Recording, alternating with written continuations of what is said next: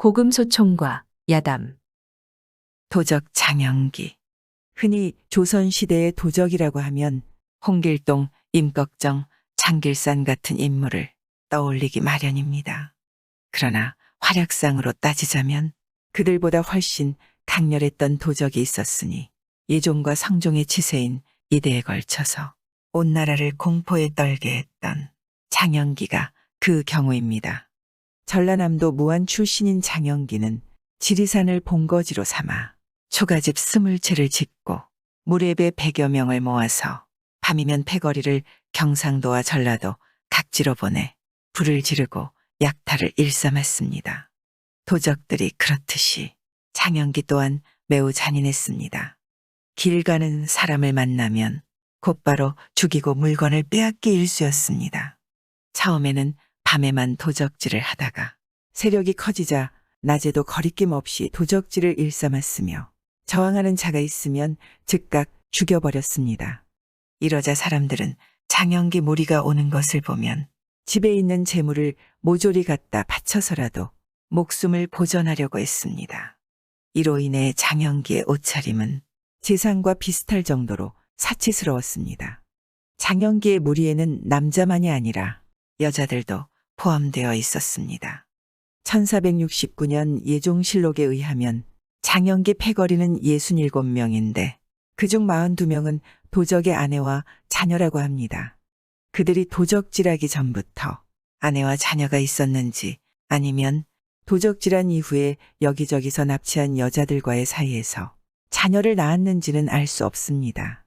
다만 예종이 장영기 무리 가운데 여자와 아이들을 해치지 못하도록 지시한 것으로 보아서 그들은 장영기 무리에게 강제로 끌려다닌 피해자 정도로 간주한 듯합니다.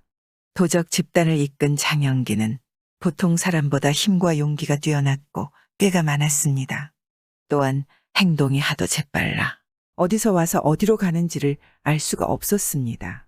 장영기 일당은 보통 육지에서 노략질을 하다가 관군이 많이 몰려오면 재빨리 바다를 건너서 섬으로 도망쳐 숨어버렸습니다. 이 때문에 관군들은 장영기 일당을 좀처럼 제압하지 못했습니다. 전라도 절도사 허종 또한 관군을 거느리고 여러 차례 그들과 싸웠으나 제대로 이기지 못해서 장영기를 마치 호랑이처럼 두려워했습니다. 장흥 부사 김순신이 군사를 동원해 장영기 일당을 포위하고 섬멸하려 했다가 장영기 패거리가 쏜 화살을 가슴에 맞고 크게 다치는 바람에 군사들이 당황했고 그 틈을 이용해 장영기 일당이 관군의 포위망을 뚫고 달아나 버린 일도 있었습니다. 내금위의 선상근이란 사람은 장영기를 체포하러 쫓아다니다가 휘장을 치고 뚜껑을 덮은 가마를 맨 사람들을 만났습니다. 가마를 맨 사람들은 자신들이 진주 목사의 부인을 데리고 있다고 말했지만 선상근은 그들을 도적으로 여겨 체포하려고 했습니다. 그러자 가마꾼들은 곧바로 태도를 바꿔 선상근을 죽이고 그의 머리를 잘라서 가져갔습니다. 선상근의 추측대로 그들은 도적이 맞았던 것입니다. 도적 무리가 진주 목사의 부인이라고 우겼던 여자는 그들이 거느린 아내 중 한 명인 듯합니다. 그런가 하면 전라남도 한평에 사는 좌랑 벼슬을 지낸 송씨라는 사람이 딸의 결혼식을 치르려고 했는데 결혼식을 올리기 며칠 전에 장영기 일당이 쳐들어와서 딸을 납치해가는 사건도 있었습니다. 이렇듯 장영기 일당이 미친 듯이 날뛰자 경상도와 전라도 일대에서는 장영기에게 납치당하거나 약탈을 당할까 봐 두려워서 길을 다니는 사람들의 흔적이 끊어질 지경이었습니다. 장영기 패거리의 악명은 조정에까지 알려졌고 예종실록을 보면 이들 도적단의 처리에 대해 예종과 대신들이 심각하게 논의하여 대책을 내놓았음을 알 수 있습니다. 장영기를 사로잡은 군인과 백성에겐 상으로 벼슬을 3단계씩 올려주거나 상으로 면포 100피를 주고 노비가 잡으면 노비 신분에서 해방시켜주며 장영기 무리 가운데 관군에게 협조하는 자는 그의 죄를 사면하고 보통 사람과 똑같이 포상한다는 실로 파격적인 내용이었습니다. 예종이 죽고 난 뒤에 즉위한 성종도 장영기 토벌에 큰 관심을 기울였습니다. 성종실록에 의하면 성종은 장영기 일당과 싸울 때 목숨을 잃은 군사에게는 장례식과 제사를 지내주고 그 가족에게는 세금을 면제해주라 하고 명령을 내렸습니다. 이렇듯 국가 공권력에 맞서 싸우던 장영기는 해가 바뀐 1470년 마침내 김순신이 이끈 광군의 토벌을 받아 죽임을 당했습니다. 그의 시체는 목이 잘린 채로 조선 팔도를 돌며 구경거리가 되었습니다. 한때나마 나라를 공포에 떨게 했던 범죄 집단의 두목에게 어울리는 비참한 최후라 하겠습니다. 처녀를 거부한 고경명. 일본이 조선을 침략한 임진왜란 무렵 의병장으로 나서서 싸우다 전사한 고경명은 기이한 일을 겪은 적이 있습니다. 고경명은 젊은 시절 집 근처에 있는 호수를 오가며 틈틈이 산책을 했습니다. 어느 날은 갑자기 비가 오는 바람에 비를 피해 호수 근처에 있던 집에 열린 문 안으로 달려가서는 그 집의 주인을 소리쳐 불러냈습니다. 주인장 혹시 계시오. 소생은 글을 읽는 선비인데 비가 와서 잠시 비를 피하려 이 집에 머물려고 하오. 그러니 나와서 문 좀 열어주시오. 그러자 방의 문이 열리고 처녀 한 명이 나와서는 고경명을 보고는 어서 들어오십시오 하고 말했습니다. 고경명은 고맙다는 인사를 하고는 신발을 벗고 마루로 올라가 문 안으로 들어가 방에 앉았습니다.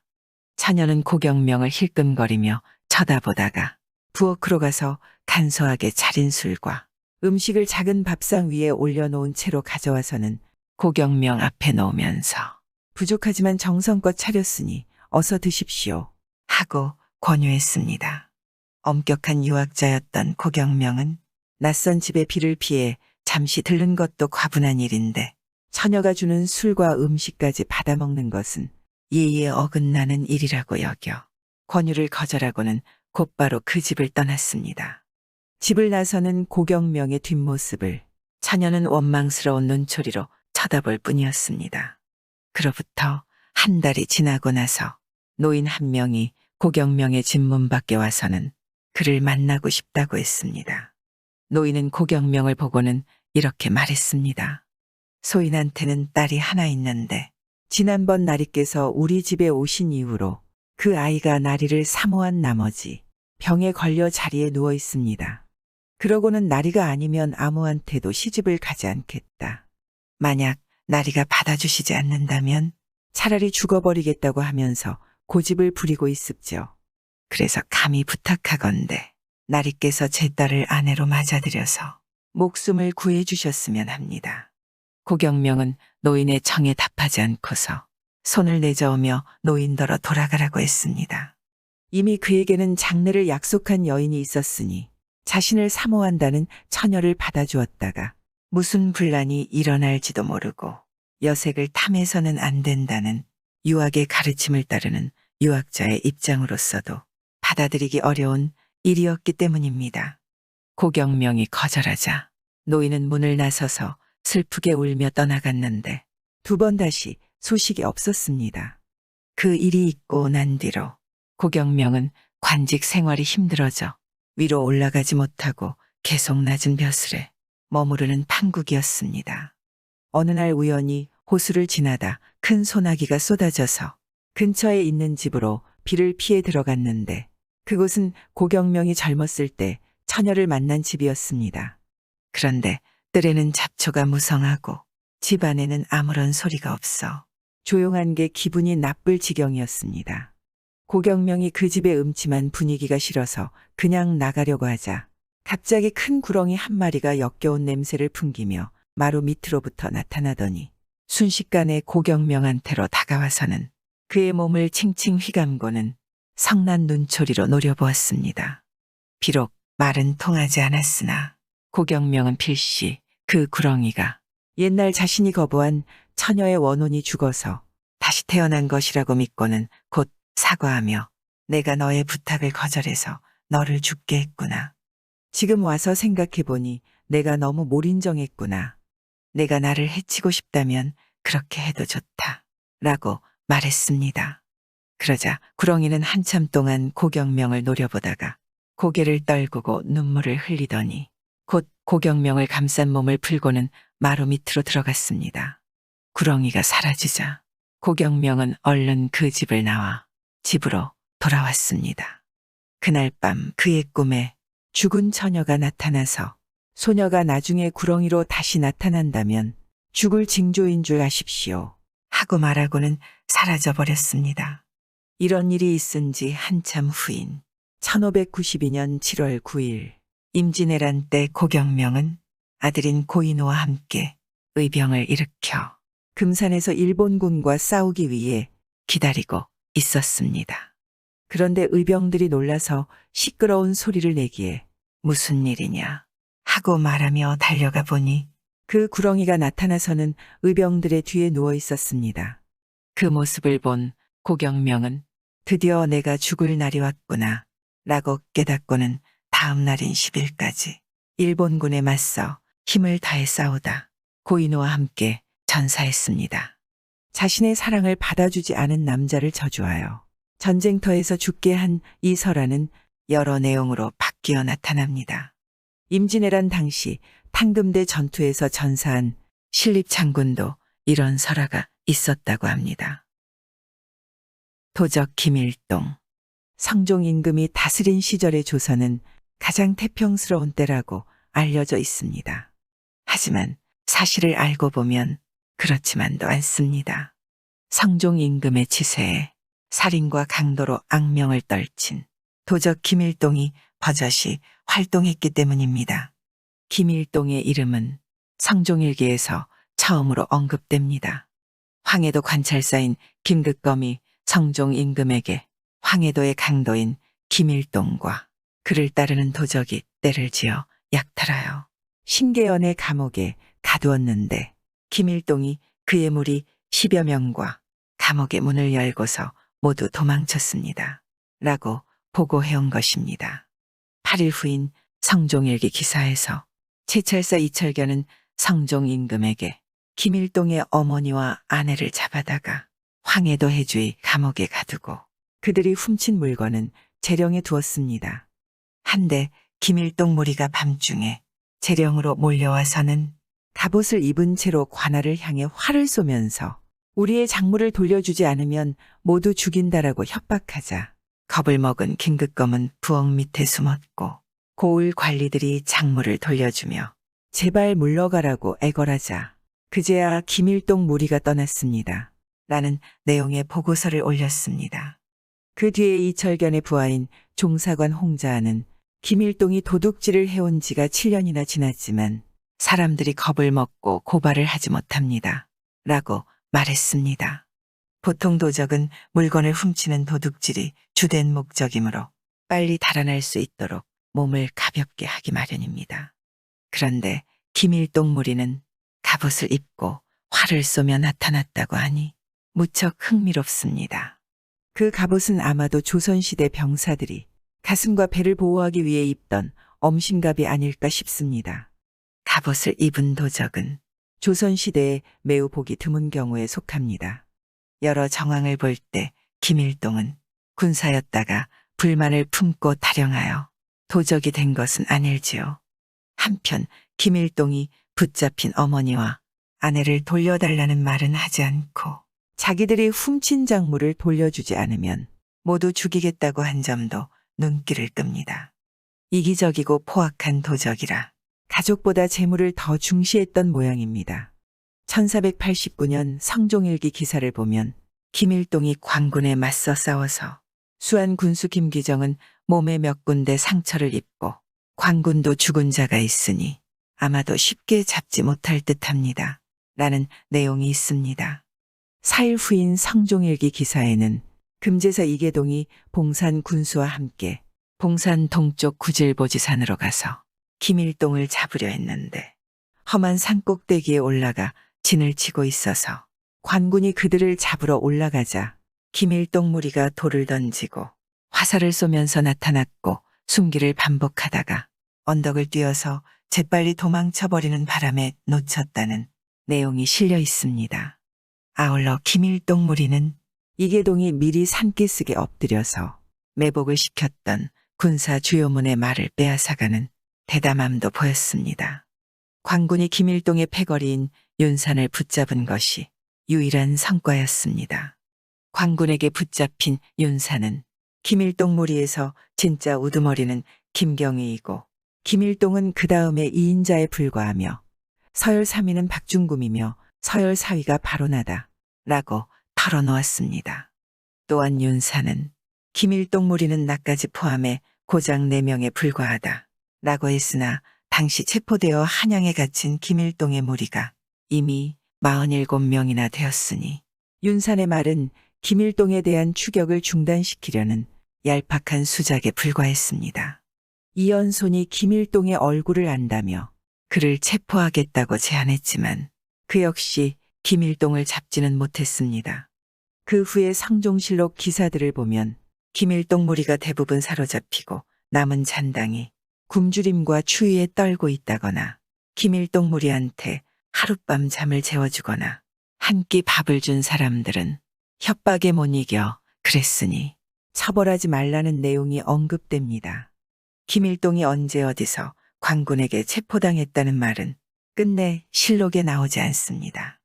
이로 추측하건대 광군의 수색과 포위를 뚫고 달아나 숨는 데 성공한 모양입니다. 임꺽정을 비롯하여 조선시대의 악명을 떨친 도적 대부분이 광군에 체포되어 죽은 것을 생각한다면 그는 운이 좋았다고 해야 할까요? 능력이 좋았다고 해야 할까요? 꿈에 나타난 김일신. 경주의 서학서원은 옛 신라의 훌륭한 공신인 설총과 김유신과 최치원을 모시고 매년 제사를 지냈는데 명나라 청계제 무렵에 한 가지 논란이 일어났습니다. 다름이 아니라 서학서원에 모시는 위인들의 위패를 빼버리는 일을 두고 선비들이 모여서 논쟁을 벌인 것입니다. 어느 선비는 설총과 최치원은 학문에 업적이 있으나 김유신은 일개 장군일 뿐이고 유학자와는 어울리지 않으니 그를 모신 위패는 서원에서 제외해야 한다 라는 의견을 제시했습니다. 하지만 그렇다 해도 김유신이 세운 업적을 감안한다면 결코 무시할 수 없다 라며 반대하는 의견도 많아서 김유신의 위패를 제외하는 일은 쉽게 결정되지 않았습니다. 그날 밤 김유신의 위패를 빼자고 주장했던 선비가 서원에서 잠을 자다 꿈을 꾸었습니다. 갑옷을 입고 칼을 찬 장군 한 명이 1만 명의 병사와 함께 서원의 자리를 잡고서 자신을 신문하는 내용이었습니다. 선비는 어찌된 일인지 영문을 몰라 하면서도 위엄이 가득한 장군의 기세에 주눅이 들어 겁을 먹었습니다. 이윽고 장군이 선비에게 서리빨 같은 불호령을 퍼부었습니다. 듣자 하니 내가 오늘 낮에 변변치 않은 말재주로 나를 헐뜯었더구나. 그래서 화를 참지 못하고 이렇게 직접 너를 신문하러 왔느니라. 먼지가 앉은 책장을 들춰서 낡아빠진 글귀나 찾아내는 썩은 선비 주제에 어찌 감히 나를 모욕하려 드느냐. 나는 어른이 되고 나서 줄곧 군대를 이끌며 전쟁터에 나가 목숨을 걸고 싸웠다. 너처럼 편하게 살면서 인생을 허비하지 않았단 말이다. 내가 전장에서 세운 전공을 일일이 거론하려면 이 세상의 모든 책에도 다 적을 수가 없다. 그래도 몇 가지만 말하자면 내가 살아있을 때 신라는 북으로 고구려와 서로는 백제, 동과 남으로는 일본에 애웠어요. 사방이 적이었다. 하지만 그런 와중에 나는 고구려와 백제를 멸하고 심지어 신라를 삼키려 들던 당나라마저도 야심을 접고 물러가게 만들었다. 이것이 바로 내가 세운 충인이라. 또한 나는 망한 나라인 가야의 왕족 출신으로 신라에서 어렵게 자라면서 끝내 세상의 이름을 떨쳐 부모가 주신 이름을 자랑스럽게 빛냈으니 이것이 바로 내가 세운 효다. 살아생전에 내가 이룩한 업적은 모두 충효에 맞으니 유학에서도 칭송해야 마땅하다. 그래서 이 나라 최고의 유학자인 퇴계 이황도 나를 서원에 모시는 일에 반대하지 않았거늘 하물며 너는 대체 무엇이관데 그따위 망발로 나를 능멸하였느냐. 더러운 혀를 놀린 죄로 너는 반드시 죽어야 한다. 그래야 훗날 어리석은 유생들에게 본보기가 될 것이다. 무서운 장군의 분노에 선비는 그저 덜덜 떨면서 입을 다물었습니다. 김유신 장군은 곧이어 병사들에게 명령했습니다. 이 썩은 선비에게 천벌을 내리겠다. 하지만 이곳은 다른 위인들의 위패가 있는 성스러운 사원이니 내일 저자의 집에서 다스리겠다. 바로 그 대목에서 선비는 꿈에서 빠져나와 현실 세계로 돌아왔습니다. 그러나 꿈속에서 장군이 호통을 친 일은 마치 방금 있었던 일처럼 생생하게 기억에 남았습니다. 다음 날 선비는 아무런 병도 없었는데 갑자기 코와 입으로 피를 잔뜩 토해내고는 죽어버렸습니다. 본문의 문맥으로 보아서 선비를 꾸짖고 죽게 한 귀신은 바로 김유신 본인이었던 듯합니다. 이와 비슷한 일화가 삼국유사에도 실려 있습니다. 김유신의 무덤에서 내가 평생 나라를 위해 충성을 바쳤거늘 내 자손들이 죄 없이 죽어가니 앞으로는 나라를 더 이상 지켜주지 않겠다 하고 한탄했다는 것입니다. 구독과 좋아요, 알람 설정 부탁드리옵니다.